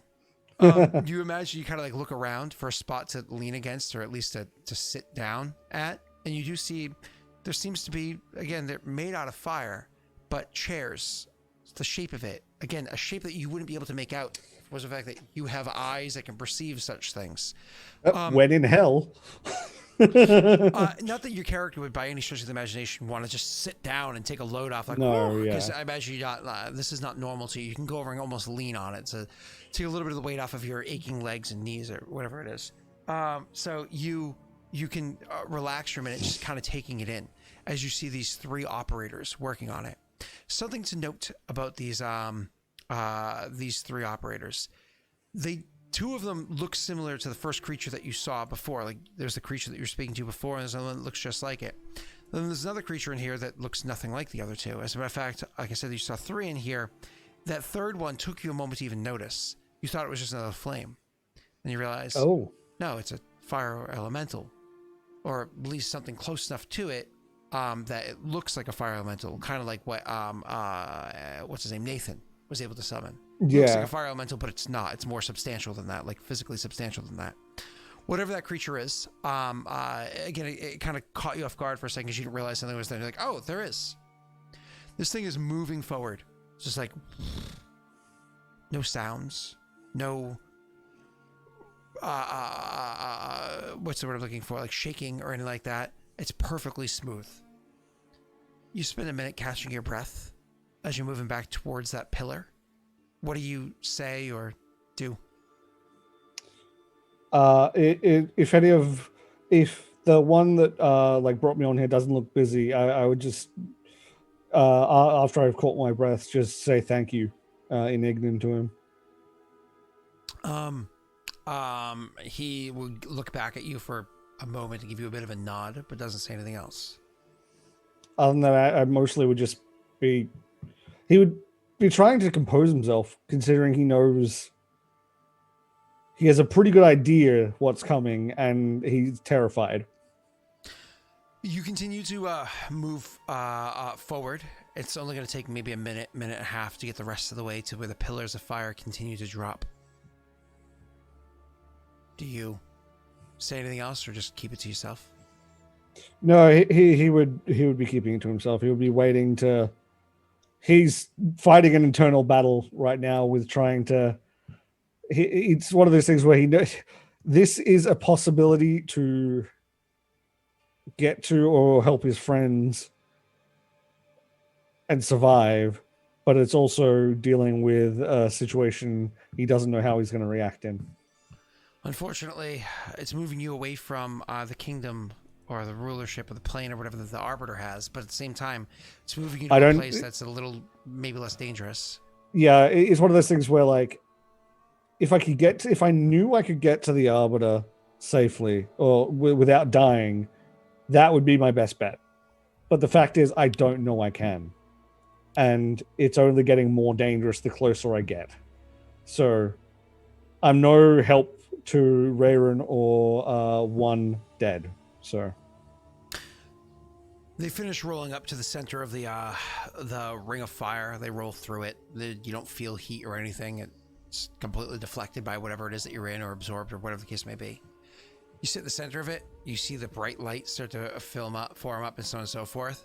And the huge bright light drops down. But this time, as you flinch away, you realize it's not like that burning bright. Like if you like stare at a bright light, all of a sudden your eyes touch, you feel tinted windows. Yeah, it doesn't happen. It seems to, once again, the light or the flame or whatever it is seems to be completely absorbed or deflected or whatever it is that happens. When you look about, you can see that something beautiful happened, because those pillars don't just like, it's not like a second, like right, it holds open for a bit. Referencing the joke somebody made beforehand, it's not like the Bifrost where it's like a quick, it's actually, it stays open, like it holds open for a moment, for a bit of time. And you can see that as it holds open, looking up above you, you can see that it looks like where you are and where like that fire is up there, it almost feels like there's no distance between you and it. Like that distance completely closes between you. Yeah. But then what you end up seeing like immediately overhead, it's like that where the swelling of light is, it's directly overhead, and you can look up into it and you can see the swirling storm or mesh of just ash above you. just like floating, just because it's being disturbed up there. It's so disturbed. Just ash billowing about, moving about, swirling, dropping down, and the same kind of gap. Maybe like, I don't know. The gap must be 10 meters, maybe more, whatever it is. Above that, you can see there's just roaring fires kind of bursting through, as it almost seems like 3 planes are aligned, the gap between them effectively non-existent. And you can just see this, the number of flaming creatures dropping through from one through to the other one, the one on the edges, seemingly barring themselves. You can imagine like a phalanx, like a ring of these soldiers, kind of like absorbing the planar energy that they're dropping through to drop into this plane. And all those creatures around you seem to have that ashen tints to them, like we were described beforehand.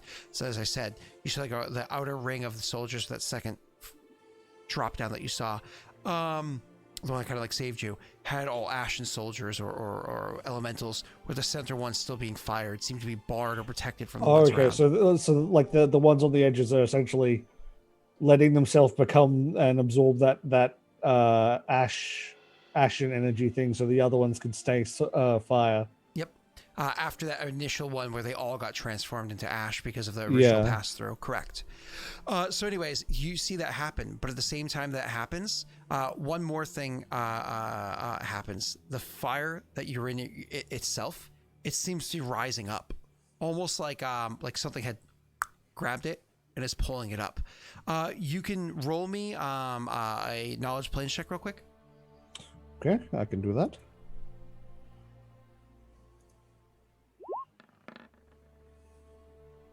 Not bad. I'll take that.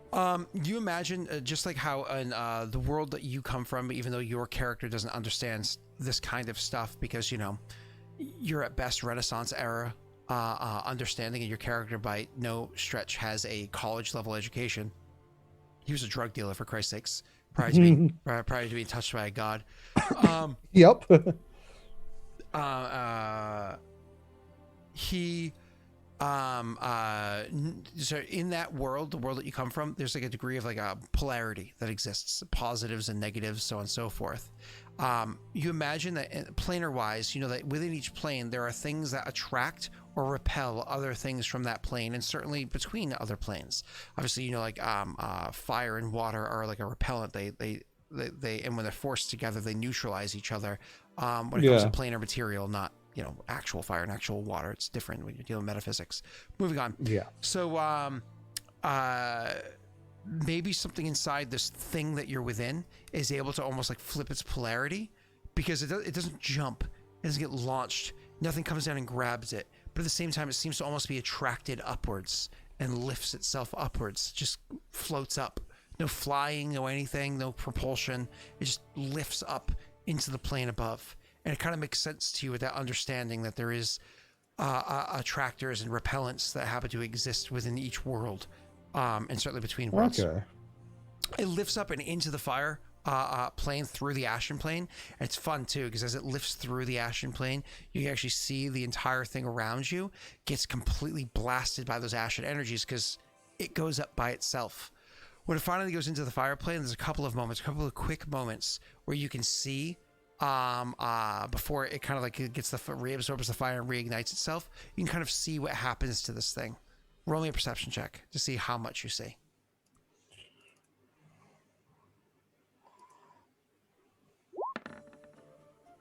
Okay. One of the things that you notice is that this thing is effectively a sphere. It is literally a sphere that you're in. Most of the fire got turned to ash and kind of fell off of it.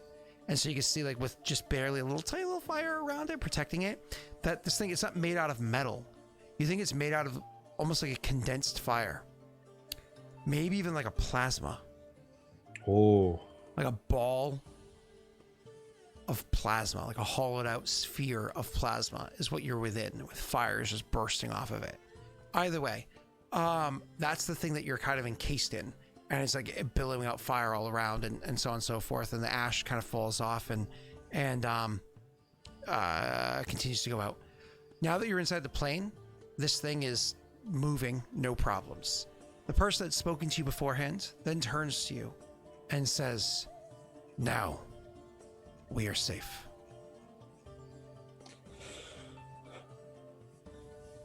Ilen nod. Thank you. You are a plane walker.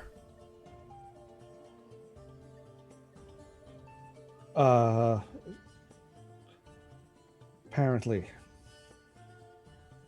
He thinks for a moment and says, that response sounds like you're more of an accidental interloper. That would probably be more accurate, yes. How is it that you came down to us? To the negative plane. I used something in a way it definitely wasn't meant to be used to go through a portal that had as much chance of sending me to the positive as it did the negative.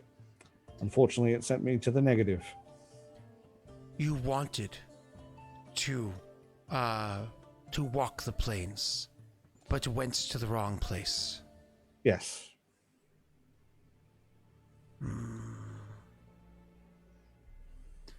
You want to go to the plane of life.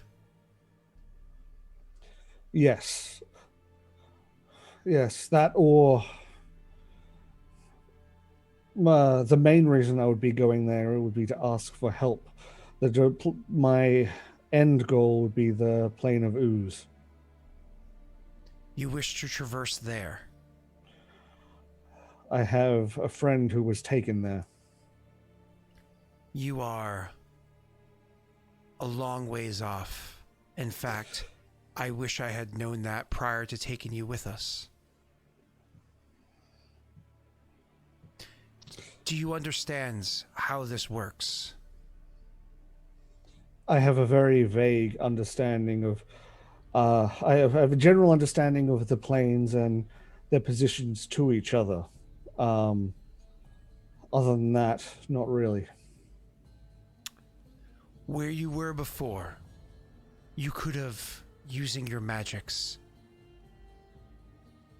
traversed through either the salt or the dust to find yourself in either water or earth, and then found your way to the ooze. Only 2 steps to get there. And both of those places are traversable by those that are keen and well guarded. And where you would have arrived, traversable by those that are keen and well guarded. Instead, you find yourself traveling through the ash into the fire. And in the fire, you will be protected. Protections will be granted for you. But you're going to have to leave the fire and enter through the magma into the earth and then to the ooze. Again, 2 steps from where you will part with us. But one of those steps belongs to... It is not a safe place to travel, even for those that are keen.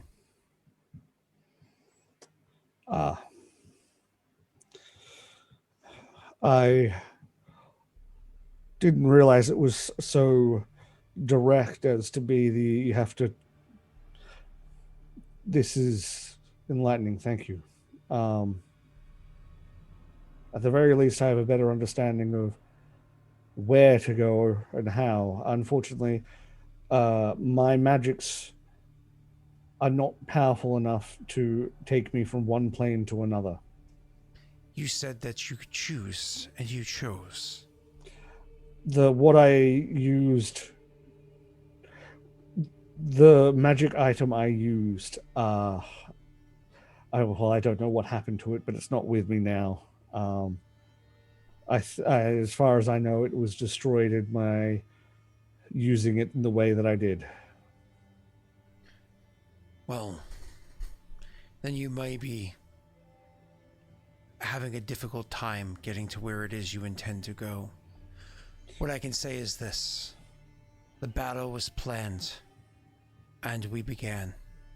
You were noticed by a commander to be on the field and didn't belong. We do not want to be the reason why another gets displaced to where they should not be. And so, if we could save even one our battle would be worth it. That is why I was commanded to remove you from the field.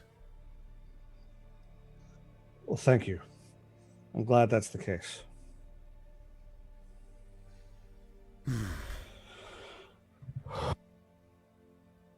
You will be placed into a city.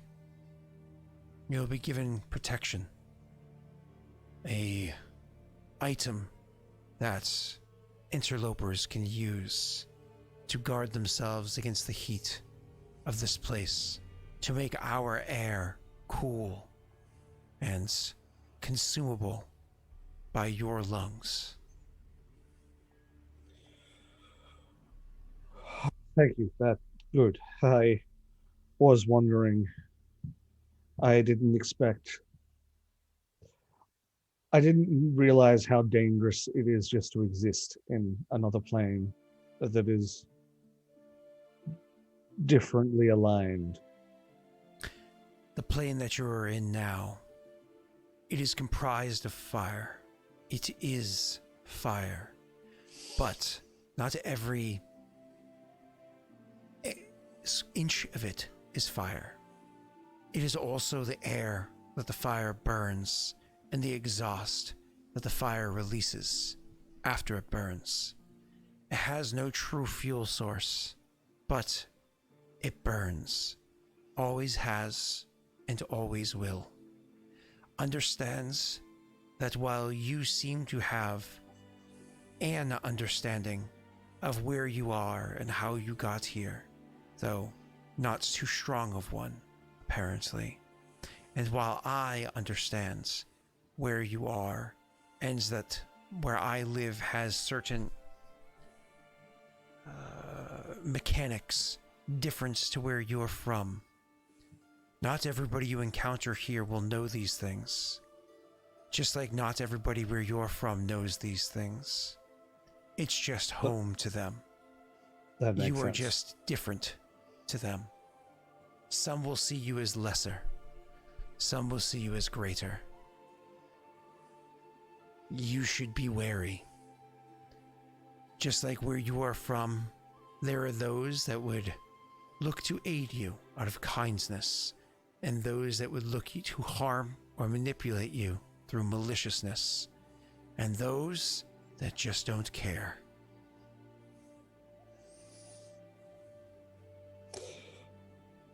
Well, just like home then. He sort of tried to make a joke. One of those things where it's like he's not okay enough with the situation for it to come off well, but he's like gives himself that's like, thank you once again, and yeah, just thank you. What?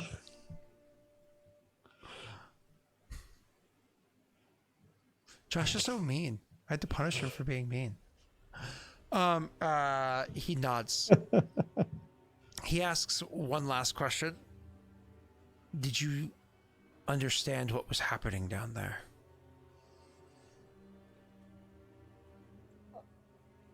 The fire plane is currently at war with the negative plane. Not just the fire plane. Ah, what planes are at war with the negative plane? Almost all of them. Well, I definitely chose a bad place to fall into then. Thank you for getting me out of that. I will give you one last piece of advice. You had mentioned wanting to go elsewhere, to the other pole. The same is true there. Stick along the path that you have selected, through to magma, to earth to ooze, or, while much longer and much slower, potentially much safer, through to smoke, to air, to ice, to water, to ooze. Go that way. I do not suggest traveling through radiance to positive. Should you travel through radiance, radiance is of the three more polar than us. So of the four more polar than us, the only one not engaged in that war.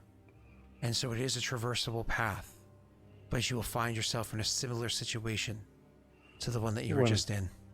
Yeah. Thank you. I have a lot to think about.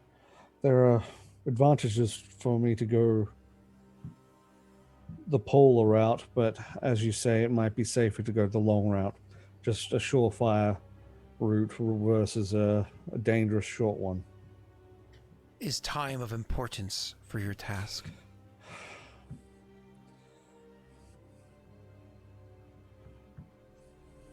I don't know. And because I don't know, likely yes.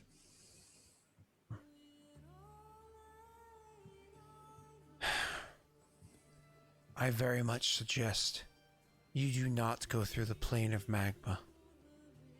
I very much suggest against it. However, you might find a way through. If you do find a way through and into the plane of Earth, a place that I have visited before, within that plane, there are systems, massive caverns and tunnels that exist with devices that run along preset tracks that can greatly expedite your travel through it towards the border of ooze. If you do choose to go the magma path, find these tunnels, find the cities that they run between, and you will find yourself a very quick transit through the plane of Earth. But it is a dangerous trek. Thank you. That helps a lot. And thank you for the warning. I will not take it lightly. He nods. You can actually see, you weren't sure which way you were moving because everything was just fire around you and this thing was just fire moving. But then you spend a moment and you realize almost like an elevator going down. Like if you were in like an elevator with a glass bottom. I don't know if you've ever been in one of those. They're pretty cool. Yeah, it's trippy as fuck sometimes. Elevator going down. You can actually see beneath you, there's a city coming up on you. As this thing is dropping down to the city that exists down there. The city itself is just like sitting there with fire around the rim of it and fire in the horizon beyond and so on and so forth. The city itself is hard to see details or description of what it's like because of the haze of heated air is causing again like a wavy look to it that makes it difficult to see. The elementals probably, or the creatures that are native to this plane, can probably see no problem. You have a bit of a hard time because your eyes are acclimated to the point where you can see things fairly well, but not perfect here, right? Almost like if I were to take my glasses off, I can't see shit. Either way. So I'm just realizing how bad the water plane would be if I don't have a way to breathe underwater, because I'm just realizing that it's not going to be like an ocean where there's a surface. I imagine there are pockets here pockets and there. Yeah. Okay. It's actually the water plane over near the plane of ice is actually not as bad because then you have huge icebergs or caverns that are inside them and whatnot.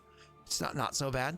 Where the wall between those two planes is kind of thin. But anyways, so as you guys roll into the city, this thing seems to settle itself into a spot that looks like it might be like a docking area where this is able to kind of rest into. You're not sure what this thing is, but it's absolutely amazing. Anyways, once it finally settles there, the same person, he actually goes over and he grabs a device real quick.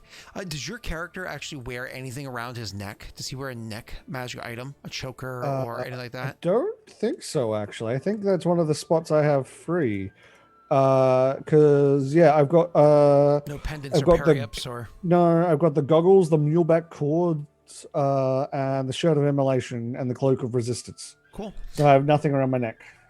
He takes a small stone that exists there, It looks like, so the thing actually looks like a ruby. I mean, honestly, you don't really understand value very well, but like this is an extremely clear and dark colored ruby that happens to exist there. And he takes the thing and he like goes to hand it to you. So as you take the ruby and you hold it into your hand, the ruby immediately starts to change. You feel like a transference between you and it, as you can literally feel like almost like part of you leaving you and going into the ruby. And the ruby actually changes in its coloration. So instead of being this like gorgeous colored ruby, which is dark but still able to kind of like allow light to easily pass through it, so on and so forth, it actually changes to be very dark in color with red splotches and green splotches, like a bloodstone does. Ooh. And you can kind of like feel that transference happen. He says, do not allow contact with that and your skin to break. If it must, have it be a thin layer. For instance, pressed through a pocket that is has pressure to it. My suggestion is if you place it against your neck, it'll, place it on a tether and hang it within a tunic, that it'll hold well enough that you'll be guarded, you'll be able to breathe, that it'll be comfortable for you. Thank you, and that is a good suggestion. Okay. And I imagine your character very quickly, like, reaches into his pack and pulls out some amount of whatever he might happen to twine, whatever it is on him. Yeah, Even just grabbing like, a something. bit of rope and like cutting the rope and unravel, and you put it together and tying it around your neck. Yeah, put it down the shirt and just down the chain shirt, which will hold it down better. Yeah, there's pressure there, and also because you have a backpack on that also applies pressure, as we all know. Yeah. And so then the thing opens up once again. It kind of, from your angle, from your perspective, it just looks like the flame kind of drops down, but it actually, like, you can, from the outside, you can actually see almost like a trap door pops out. You don't know if it's the same spot that it popped up. You don't know of the sphere if any part of it can open or close, or if there's like you can't tell. He's like, I wish I paid attention of the seat orientation to where the door was, then I would know. Exactly. But he didn't. And it opens up, and there you are, released into the flaming inferno, blazing inferno of a city beyond. And that, sir, is where we end your session. Figured as much. You could have stayed in the negative energy plane, but I think you were scared enough of it to be like, look, it's one of those things where, like, if I stayed in the negative energy plane, I might have succeeded, but there's a much greater chance of me dying. Just because being there was killing me. I can't go into much more detail, but we've learned a bit more about planar a lot areas. Oh, there is Jake. so much. There were some big things that he revealed that I don't think he realized were as big to me. That, like, things like the fact that there are edges that if you go to the edge, it's easier to get across and stuff like that. So the knowing that it is like a layout of a map, in the sense that I need to go through one plane to get to another, I can't cut across the middle, was a big thing that I learned. Without powerful magics. Oh yeah, I imagine. Yeah. Like, I mean, because you can't. So the thing is, like, without magic, when the planes are at their weakest, it's pretty easy to pass through. Sometimes there's the own, like, almost natural or accidental openings that exist there, like rifts that you can slip through without any that was magic at all. the intent. Like, the way that I got from him was that he was surprised that I didn't, like, have magic to go from one plane to another, which makes me think that as long as I can find a little bit of help here, I will be able to get from one plane to another. It's just a matter of traversing a direction. I mean, I'm curious, and obviously you're not going to answer now, and I'm sure people are going to give their opinions or whatever in Discord over in the Kingmaker Spoilers chat. But I'm curious if Ilen's going to end up saying it's the fastest route. It's no, it's dangerous, but it's the fastest route. If I could traverse magma, then Earth, I just need to get from one city to the next, utilizing effectively like a train system. Or tram system, right? I'll go that way. Or if he wants to play it safe and go smoke, air, ice, water, ooze. Yeah, I'm gonna think on that. I have a pretty good idea of what I'm going to do, but Ilen's also not an idiot. So Excuse me, he's hold on. It's not Ruby of plot device. It's Ruby of planar adaptation. Thank you very much, sir. I was also looking at maybe picking up a spell that would help with planar stuff, but I might do that next level. Like he for example, magma is only on the table for Ilen if he can figure out a way to do it safely, because he knows that if that place is obscenely dangerous, he needs a way. Either he needs one or two things: a guide who's done it before, or some method of protecting himself and traveling through it fast. That's about the only. If he doesn't have those, I don't think he's going to go with that course. But I'm going to think on it. Well, I will allow you to contemplate and decide. I assume you're not going to travel through Radiance to Positive, but you very well may choose that you still want answers that you were able to get because you vacated the negative. So yeah, that's Radiance to Positive is an appealing choice, even with the war going on in Positive, just because my attunement. But I think, unfortunately, that's likely going to be the war that's happening on the Radiant on the Positive plane might slow him down too much. To have to try and be careful about that. Gotcha. All right. Well, we will find out next time. I gotta pee like really bad. Yeah, I gotta I pee so do much. too. I barely drank water because I've had to pee pretty much this entire time. So like I drank this much water. When I mentioned the break earlier, part of that was like, I need to pee. Oh, sorry. Well, let's go now, and when we come back, we do have, I believe it's Jake joining us. We'll find out soon, won't we? Oh, is it? Okay. Yeah, we'll find out soon, won't we? All right. Be right back. Bye.